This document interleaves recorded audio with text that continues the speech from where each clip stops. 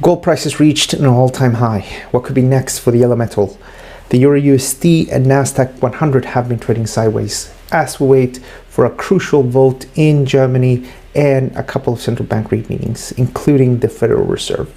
Let's take a look at what we have ahead of us in the weekly market update with ThinkMarkets. Before we start though, it's always I need to stress the trading financial markets unfortunately is high risk and we may lose all of our invested money. Moreover, I will of course share my opinion, and I have been trading for many years, but this does not constitute trade advice. So what happened last week and why is it interesting? Well, look at here. This is US consumer price figures, and they bottomed out at 2.4% in September last year and then rose until we reached a high here of 3% in January. This has now dropped to 2.8%, and that's obviously welcome because that will help the Federal Reserve to potentially cut rates with up to 3 times in 2025. Now, when this news broke, gold prices pushed higher here and triggered this triangle pattern, which suggested the price could gain with roughly $109 and reach roughly 3,029. You can see that the price pushed upwards, rested here for a few hours, and then pushed higher. What else? We had US jobless claims, and thankfully they were not as bad. As you know, the US government has been laying off staff, and we saw this spike to the upside, which could have been the beginning of more layoffs and more problem in the labor market, as you can see here in summer of last year. Yet, if we look here, for the last 2 weeks, things have stabilized, telling us the US economy, or at least the US labor market, is doing all right. But not everything is great. So this is the Michigan Consumer Sentiment Index. It fell from 74 in December to 57.9 in March 2025. You can see here how we're pushing to the upside, and in December, just after President Trump had been elected, the sentiment was at an high. But then as the months progressed here, we can see that sentiment has been dropping. And this is of course because of the on and off tariffs, the deportations, and also laying off staff at the US government. All these changes, people are not liking that, and there is a risk that we could potentially see lower economic growth going forward. We have already seen stock markets trade to the downside on the back of this, and it's going to be interesting to see things like retail sales figures that are out later today. What's also interesting here is that we just looked at the consumer price index figures, right? But if you look here, the survey of future expectations by consumers have been jumping quite aggressively, and has done so for the second straight month. So people are projecting higher inflation going forward, which makes a lot of sense given the current trade wars. So what about the trade wars? Well, if you look here, we had the US putting tariffs on steel and aluminum, and then very quickly the EU retaliated. So they have a few things that are going to come online, and overall they're looking to target sort of the same amount of value in countermeasures.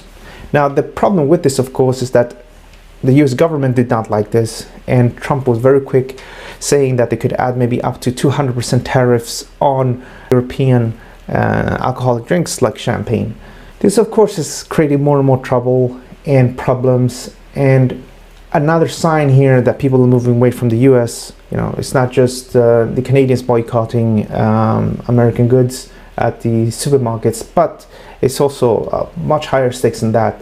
So Portugal, they have a fleet of old F-16 planes, and now they're wary of actually upgrading to the next generation, which is the F-35, despite the Navy saying let's go ahead with this. And the reason for this of course is that, and I'm not a military expert, but apparently the US government can withhold upgrades to the software being used here and pretty much sort of disable them, so you can't really use them how you want. And of course with Trump, you know, leaning and potentially working closer with Russia, people are very careful in buying, and this is obviously quite a big thing. So in terms of market reaction, you can see here the Nasdaq 100, it dropped last week and at one point was down with 14.31% from its all-time high.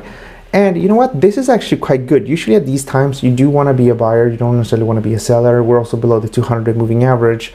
The problem is if it's going to go have much further legs. But if you look at this levels, I mean, I'd rather be a buyer than a seller. And then again, the data for now is looking okay. But this is the problem. And this is what trading is all about. Like, what do you think is going to happen next? And is this just a one-off or we're going to stabilize? In the case of cryptocurrencies, they stabilized nicely, and there's not too much activity here. We'll discuss the charts in a minute, but obviously stabilizing here. And something like the Nasdaq 100, like Bitcoin, is much more sensitive to risk. And this is a good sign that maybe we'll see some stabilization as well in the Nasdaq 100. So what can we look forward to this week? Well, in a couple of hours, we're going to have US retail sales. That's interesting data. Last month's reading was negative. We'll see if it continues to be negative. That could be signs that the sentiment now is not just translating into sort of people being sort of less positive about the future. What's also interesting is, of course, if they start to spend less money.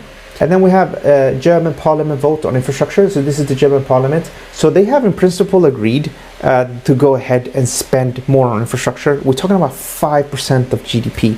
That's a massive move.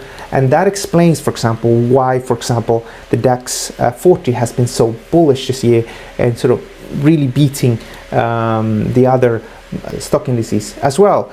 There's a lot of money going into all these different companies that produce trucks, that produce military equipment in Europe, as Europe is looking to invest sort of 1,770 euros per capita, so per person in household. Even in small households, it's a lot of money. So that's obviously supporting things. Now, this deal, well, the deal on infrastructure, because it's a separate one, that's supposed to go ahead on Tuesday. Of course, there's risk that maybe it doesn't go through. If that would not go through, then it's very easy to see EURUSD dropping 100, 200 pip. So we need to be mindful for that. But it is pretty much a done deal. It will pretty much happen. So I'm not really too worried about this. On Wednesday, with no specific time, we have the Bank of Japan rate decision. Wage growth has been strong in Japan. The unions have been able to get what they wanted from their companies. And realistically, they're probably going to look to raise interest rates quite soon again.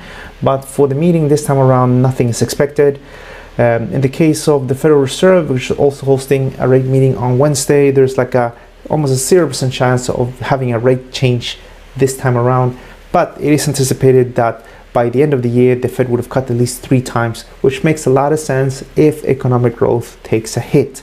The problem is going to be if we actually have that surge in inflation that people have been talking about, including myself. On Thursday as well, we have look forward to the Bank of England rate decision, and not anticipated to do anything there, given that the wage growth is really strong, sort of 6% year-on-year change, salaries plus bonuses, while service inflation as well is at elevated levels. How about the technicals then? So EURUSD from a technical point of view sort of resting here, and this is a tricky one, but for now at least, as long as trade above 107.62, I suspect people are going to be looking to buy dips and then maybe look to push to the upside. But as soon as this breaks, it's going to go down, up, and probably down to maybe 106, 106.50, and then from here look to stage a big push to the upside. This is also the levels where banks are telling their clients to look to get involved around 106, because that makes a lot of sense. It could also be a situation where we trade sideways for a while and then break the upside. That's also a perfectly reasonable strategy. So wait for this to consolidate below 109.36 and then push up to 110 and then maybe a bit higher.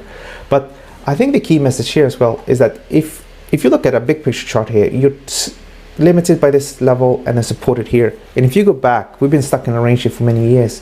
So I wouldn't get too excited. It is a range, and with ranges, this makes life much more difficult. Gold prices. So gold prices is something I've been bullish on for quite some time, as you know, and I think this can push to the upside. Inflation adjusted, we can go up, so I think it was 15 to 22%, till we reach that high from 1980. Go to ThinkMarkets.com, we have an article there covering that. And here, I would say that traders are probably going to be buying dips between 2,967 all the way down to 2,932. And then we have the unmet target of this triangle at 3,032. What's also interesting is from a psychological point of view, It's not like Bitcoin. When it was a Bitcoin, a lot of people reached out to me and said, hey, should I be buying or not?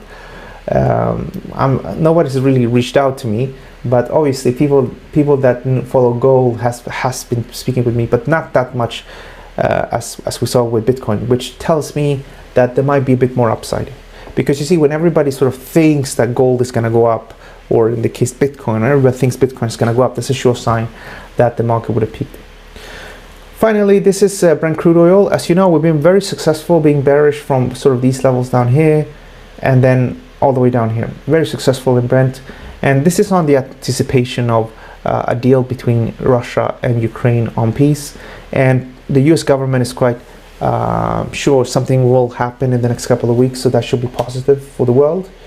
But from a trading perspective, that might mean that we're coming to an end maybe of this move as this is being priced in. And I was bearish between 70.50 and 71.81 last week, and I continue to be bearish. But I think from a trading perspective here, you know, yeah, one can sell here, maybe trade it down here, but I think it's going to start to stabilize. And maybe the better option is to lay low and let this consolidate further, and then we're going to work with either a bullish or bearish breakout, with obviously the bearish breakout making most amount of sense. And that's my take on oil. As for the Nasdaq 100, so I show you the other chart. We just built the 200-day moving average. I do think that, you know, from a long-term perspective, you know, if you don't need the money now, you know, it's not a bad spot to get involved. The only problem, of course, is that it's happening on the back of a very strong bull market. Remember, this has been in a bull market for a number of years, and once in a while we have those steeper sort of 25-30% slides. And of course, if, you know, they go all in on the trade war, which I don't think is going to happen, if it would happen, then you're looking for some serious pain. But we have seen now on and on again that Trump is very wary about what's happening with crypto and what's happening with stock markets. So I don't think he would allow sort of the Dow Jones to drop 40-50%, which could be a reality if everybody starts and go head into a trade war.